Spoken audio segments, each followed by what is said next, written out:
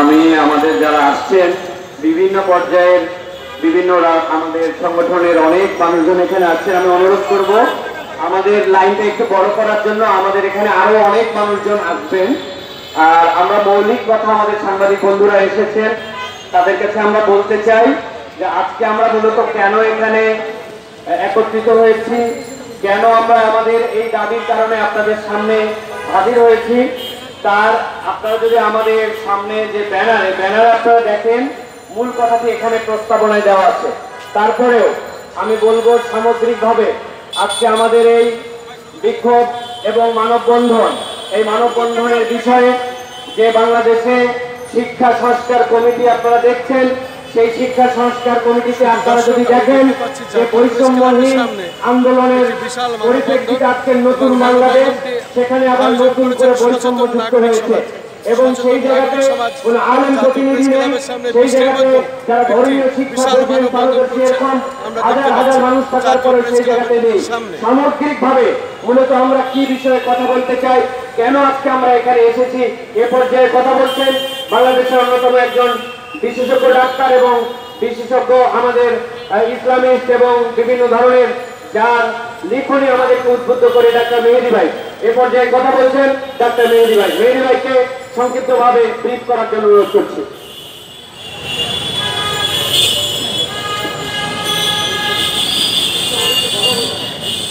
আচ্ছা, আমরা একটু চেপে দাঁড়াই, আমরা একটু স্প্রেড করি।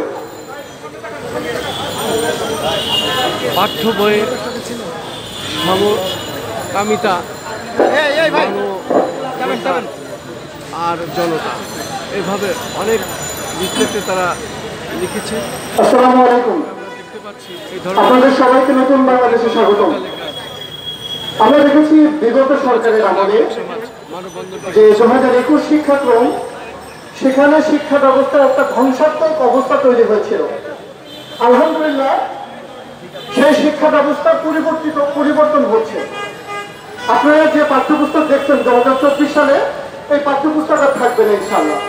তবে আমরা গভীর উদ্বেগের সাথে লক্ষ্য করেছি যে নতুন যে পাঠ্যপুস্তক সমন্বয় কমিটি হয়েছে, 10 সদস্যের একটা কমিটি হয়েছে, কিন্তু এখানে এমন কিছু মানুষ আছে আমরা আশঙ্কা করতেছি যারা ইসলাম বিদ্বেষ লালন করে হৃদয়ে, যারা সমকামিতার সাপোর্টার।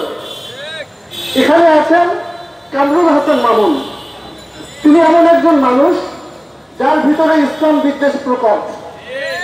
তিনি তাবলীগ জামাত করাকে একটা পণ্ড কথা মনে করেন। তার একটা কমেন্ট আমি দেখলাম যে তিনি বলছেন বুয়েট মেডিকেলে পড়া ছাত্রছাত্রীরা কেন তাবলীগে যাবে, কারণ তারা খুব পণ্ডিত, তারা তাদের টেক্সট বইয়ের বাইরে থেকে অন্য কোনো বই পড়ে না, এর জন্য তারা তাবলীগ করে। এই ধরনের ইসলাম বিদ্বেষে লালন করে সেই কমিটির সদস্য। আমরা এর আগেও দেখেছি যখন মুসলিমদের নিয়ে কথা হচ্ছিল, ট্রান্সজেন্ডার নিয়ে কথা হচ্ছিল, তখন সে ট্রান্সজেন্ডারকে সাপোর্ট করে পোস্ট দিয়েছিল।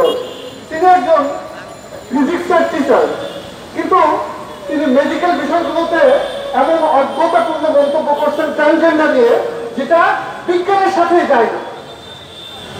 যে রাজশাহী ভার্সিটির একটা ছাত্র, সে প্রথমে ইন্টারসেক্স ছিল, সে এরপরে তার ট্রান্সফরমেশন আসে, সে মূলত ছিল একটা ইন্টারসেক্স কমিউনিটির সদস্য, কিন্তু এই কামরুল হাসান মামুন তাকে ট্রান্সজেন্ডার মার্ক করা, তাকে বলে যে এই হচ্ছে ট্রান্সজেন্ডার এবং ট্রান্সজেন্ডারকে সফলতার অনেক গল্প আছে।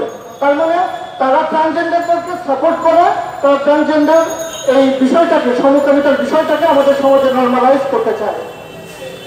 এই কমিটিতে আরেকজন সদস্য আছে সামিনা লুৎফা নামে, যিনি বিগত পাঠ্যপুস্তকের সময়ও এই শরীফার গল্পকে সাপোর্ট করেছিলেন, যিনি হোসিমিন ইসলামকে সাপোর্ট করেছিলেন, যিনি এই হোসিমিনকে সাপোর্ট করে ফেসবুকে পোস্ট দিয়েছেন, যিনি একজন অ্যাক্টিভ সমকামিতার সাপোর্টার।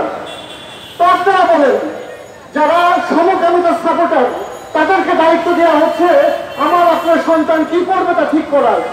এটা কি কখনো পসিবল? এটা কি আমরা মানতে পারি? এদেশের 90% জনগণ মুসলমান, এদেশের 24 অভ্যুত্থানে যারা রক্ত দিয়েছে, যারা শহীদ হয়েছে, তারা হৃদয়ে ইসলামকে দখল করে। যে ইসলামপন্থী জনতার রক্তের উপর দিয়ে এই সরকার ক্ষমতায় আসলো, সেই সরকার পাঠ্যপুস্তক সমন্বয় কমিটি তৈরি করছে। তারা ইসলামপন্থী জনগণের বুকে ছুরি মেরে সমকামিতাকে পাঠ্যপুস্তকে ঢুকাতে পারে না।